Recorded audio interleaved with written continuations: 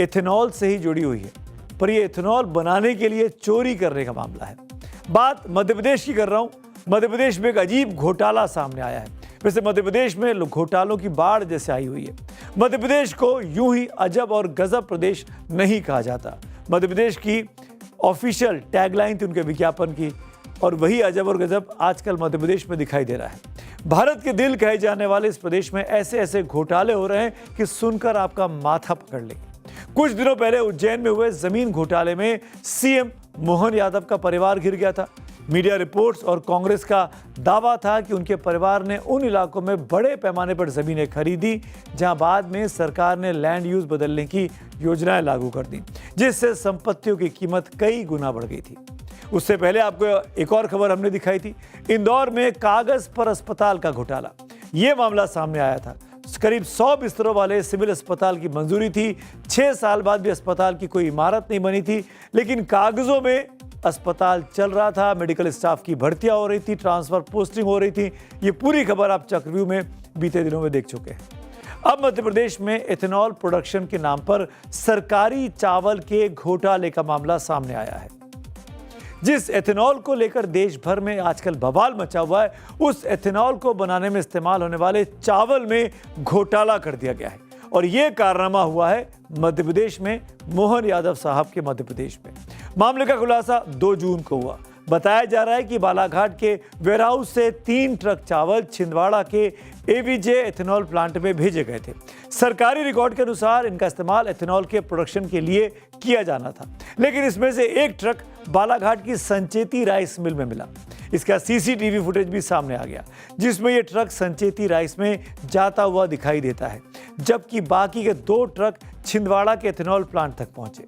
इसके बाद एफसीआई की तरफ से एफआईआर दर्ज कराई गई, जिसमें बताया गया कि करीब 25 टन सरकारी चावल बालाघाट से छिंदवाड़ा भेजा गया था, लेकिन ये बालाघाट के ही संचेती राइस मिल से बरामद हुआ। यानी कहीं प्राइवेट सेक्टर को ये ट्रक पहुंच जा रहा था। मामला खुला तो जांच शुरू हुई, जिसके बाद सरकारी चावलों से भरे कई ट्रक जब्त किए जा चुके हैं। कई लोगों की गिरफ्तारियां भी हुई हैं। इस मामले में सरकार ने एसआईटी बना दी है। कई लोगों से पूछताछ की जा रही है, लेकिन अब तक किसी भी बड़े नाम का खुलासा करने से पुलिस बच रही है। हालांकि कांग्रेस इस मामले में सरकार पर गंभीर आरोप लगा रही है और इसके हजारों करोड़ का घोटाला बताने से नहीं हिचक रही। पूरे मध्य प्रदेश में ऐसी घटनाएं आ रही हैं चावल को लेकर। ये पूरा घोटाला पूरे प्रदेश में फैला हुआ है और हजारों करोड़ का घोटाला है। ये एथेनॉल का, चावल का, ये पूरा सप्लाई का, ये एक बहुत बड़ी चेन है जिसमें भाजपा के नेता लिप्त हैं। जो नागरिक आपूर्ति निगम में जो परिवहन विभाग है और जो मंत्रालय में शीर्ष पर बैठे लोग हैं, ये सीधे शामिल है इस घोटाले में। छोटा मोटा घोटाला नहीं है ये। घोटाला किया जा रहा था, घोटाला पकड़ लिया, जांच हुई। आपको लग रहा होगा इसमें तो मध्य प्रदेश की जांच एजेंसियों की तारीफ होनी चाहिए, लेकिन आगे अब आप सुनिए कहानी में एक नया दिलचस्प मोड़। जांच का दायरा छिंदवाड़ा, बालाघाट और सिवनी से बढ़कर प्रदेश के दूसरे एथेनॉल प्लांट्स और कस्टम मिलिंग करने वाली राइस मिलों तक पहुंच गया। ये पूरा खेल कैसे चल रहा था, सबसे पहले आपको वो समझाता हूं। दरअसल सरकार की पॉलिसी है कि सरकारी गोदामों में जो सरप्लस चावल है, यानी जो चावल बच जाता है, उसे एथेनॉल बनाने के लिए दिया जा सकता है। इसी आधार पर एफसीआई पुराने चावल को एथेनॉल प्लांट को भेजती है। लेकिन मध्य प्रदेश में क्या हो रहा था, ये समझ लीजिए। एफसीआई के गोदाम से चावल भेजा जाता था, इस चावल को एथेनॉल प्लांट में जाना होता था, लेकिन ये चावल यहाँ ना जाकर राइस मिलर्स के पास पहुंच रहा था।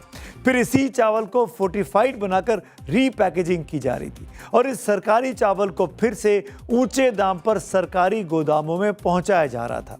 इस पूरे गोलमाल में राइस मिलर्स कहां मुनाफा कमा रहे थे, अब वो भी समझ लीजिए। सरकार जिस चावल पर करीब 4,000 रुपए खर्च करती है, उसे एथेनॉल प्लांट को सिर्फ 2,320 रुपए प्रति क्विंटल में दिया जाता है। आरोप है कि राइस मिलर्स इसी चावल को 2,800 से 2,900 रुपए में बेचकर मोटा मुनाफा कमा रहे थे। यानी 2,320 में खरीदो, 2,800-2,900 में बेच दो। हमारे संवाददाता मकरंद काले ने पूरे मामले की इन्वेस्टिगेशन की, जिसमें कई चौंकाने वाले खुलासे हुए। इस समय हम एफसीआई के हेड ऑफिस के बाहर ही मौजूद हैं। जब एफसीआई के अधिकारियों को इस बात की जानकारी हुई तो इन्हीं की ओर से एक एफआईआर बालाघाट में दर्ज कराई गई है। दरअसल एफसीआई के गोदाम से बहुत सारा चावल एथेनॉल प्लांट्स में भेजा गया था जिससे एथेनॉल बनता, लेकिन एथेनॉल प्लांट जाने की बजाय जो ट्रक थे वो सीधे राइस मिल पे पहुंच गए। जब एफसीआई के अधिकारियों को इस बात की जानकारी हुई तो उन्होंने इस पूरे मामले में पुलिस को जानकारी देकर एफआईआर दर्ज कराई है।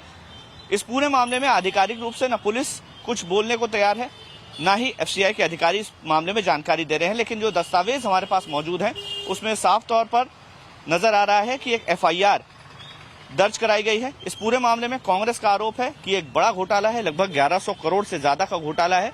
एथेनॉल प्लांट्स में भेजा हुआ चावल सीधे तौर पर राइस मिल पहुंच गया और इसको जो पोषण आहार बनता है उस चावल के साथ मिला दिया गया। यह कांग्रेस का आरोप है। जानकारी के मुताबिक एफसीआई ने मध्य प्रदेश के एथेनॉल प्लांट्स को एक साल में 50 लाख क्विंटल चावल आवंटित किया, जिसकी कीमत 1160 करोड़ रुपए होती है। अगर ये पूरा चावल राइस मिलर्स को बेच दिया होता तो हेराफेरी करीब करीब 250 करोड़ रुपए की हो सकती है। इसमें से कितने चावल का घोटाला हुआ ये तो अब जांच का विषय है, लेकिन आप सोचिए कि एफआईआर हुए 1 महीने से ज्यादा का वक्त हो गया है। एसआईटी इस मामले की जांच कर रही है, लेकिन अभी तक ना तो किसी अधिकारी का नाम सामने आया, ना किसी बड़े नाम का खुलासा हुआ है।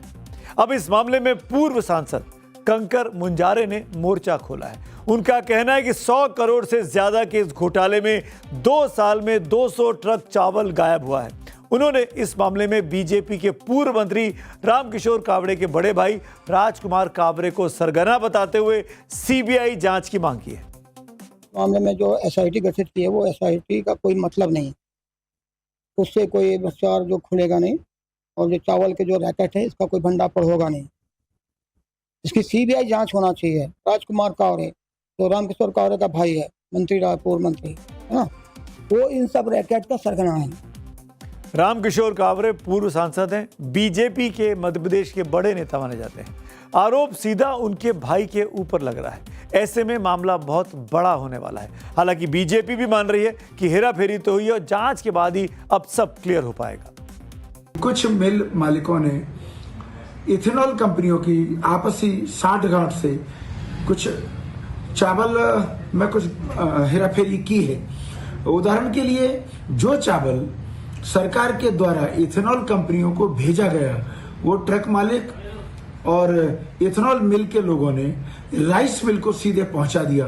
हो सकता है जिस कीमत पर उन्हें चावल उपलब्ध हुआ, राइस मिल मालिकों ने उन्हें कुछ बढ़कर के भुगतान किया होगा। तो जमीन घोटाला, अस्पताल घोटाला, इथेनॉल घोटाला, न जाने कितने घोटाले और मध्य प्रदेश से सामने आने वाले हैं। यानी वहां पर सरकार लगातार घिरती जा रही है। पर ऐसा मत मान के चलिए कि केवल सरकार ही गिर रही है, विपक्ष पे भी सवाल खड़े हो रहे हैं। चावल चोरी को लेकर सरकार की मुश्किलें बढ़ सकती हैं, तो कांग्रेस के प्रदेश अध्यक्ष जीतू पटवारी, उन पर भी एक नई मुसीबत आ गई है। जीतू पटवारी के भाई नाना पटवारी को मध्य प्रदेश पुलिस ने हिरासत में कर लिया था। उनके नाम ड्रग्स के साथ पकड़े गए 2 लोगों ने लिए थे। हालांकि पुलिस ने उनको पकड़ने के बाद उनको बाद में छोड़ दिया, लेकिन जीतू पटवारी पुलिस की कार्रवाई को राजनीतिक प्रतिशोध बता रहे हैं।